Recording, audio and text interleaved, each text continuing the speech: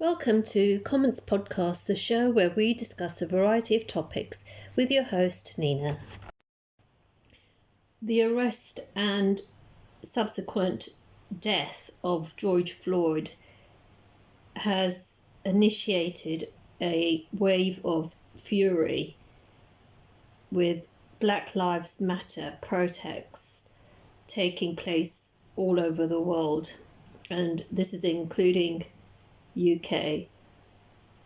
Many of us would have seen the news coverage either on TV or on our social media platforms, the viral video which showed very graphically the death of George Floyd, and who was surrounded and outnumbered by the number of police, and his words of warning stipulating that he was unable to breathe, but there was little remorse or empathetic, compassionate action taken by the police to ensure that no further damage was being done. And how many minutes later, obviously they didn't respond to his warning, and he subsequently died.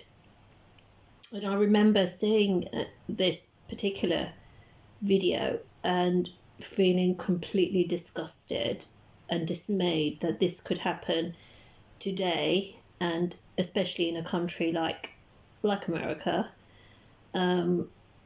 It's just sort of really inconceivable that these acts can still continue. Obviously, we don't have all the full facts of the scenario because there is a pending trial, and charges have been relayed as well. However, this has, I think, the public consternation has ignited and revived the Black Lives Matter movement, and protests have been taking place all over the world in the last week or so in support of the death of George Floyd, who's an African American man. And I think it's just that it was such a visual portrayal of the injustice that he experienced, and whether that was because he was a black man or whether it was just the actions of overzealous police,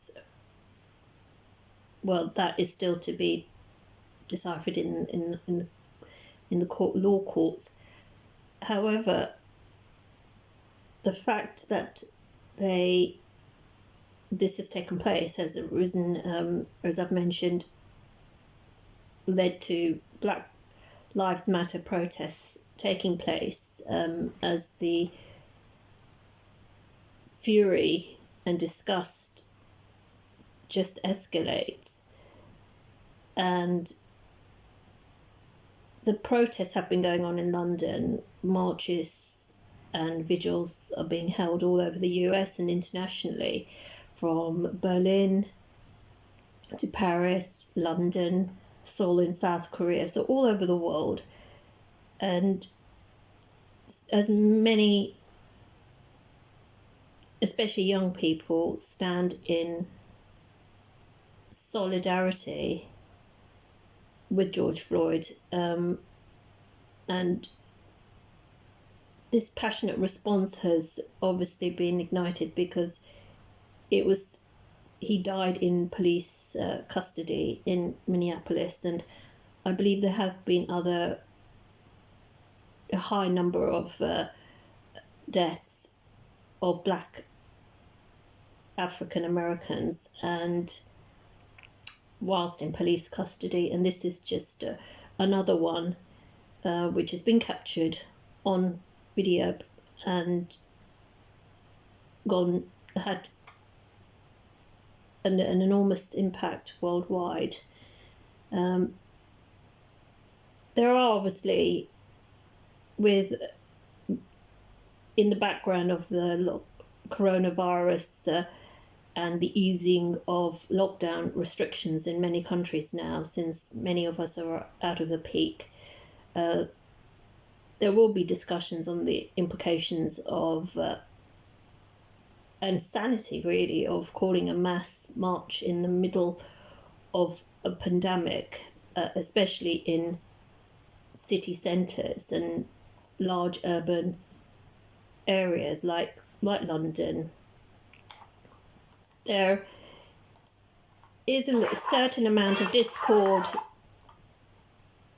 regarding this, and consternation is arising because there is, initially, whilst the demonstrations were taking place in Hyde Park, with all the normal features of, marches, of chanting and mass speeches, social distancing was still being exercised. However, over the weekend, thousands have converged to the city centre, and it's very, very difficult to exercise or implement social distancing, even by the organisers, who have been distributing masks and gloves to the protesters. But again, the dichotomy is the freedom of speech, and the right to protest. And this is a subject area which is, especially for younger generations, they're very vocal now in expressing and demonstrating against, in support of victims of racial violence, whether it's in the US or any country. And so there are a lot of people who will sympathise with the protesters, and I have to admit I am one of them. But this is still, there is, as I said, this slight anxiety. Will this lead to a proliferation of the spread of the coronavirus and perhaps an eventual second necessity for a second lockdown? One thing that has been controversial is in Bristol, Black Lives Matter's protesters toppled a 125-year-old statue of a slave trader. This, I feel, was completely justified. This was a statue of Edward Colston, who was a former slave trader, and it is a controversial statue which should never have really been erected, and it was justified that its removal, which has perhaps sparked a bit of debate whether it was the right thing to do, using, but despite the ban on mass gatherings, we have seen thousands continue to assemble in London over the weekend, and this has led to an escalation of violence towards police officers, many who have also had to be hospitalised due to the injuries sustained. It's violence towards anyone, whether it's a police officer or a protester, is totally unacceptable. But it also detracts from the very core message of the Black Lives Matters protests, which is that we unite and stand in solidarity against racial injustice. I hope that the actions of a very small minority who partake in acts of violence towards the police will decrease, and that the protests can continue to be conducted peacefully and safely, hopefully with social distancing being implemented. Thank you for tuning in to today's episode. You can subscribe to the Comments podcast via iTunes, Spotify, and other major podcast providers.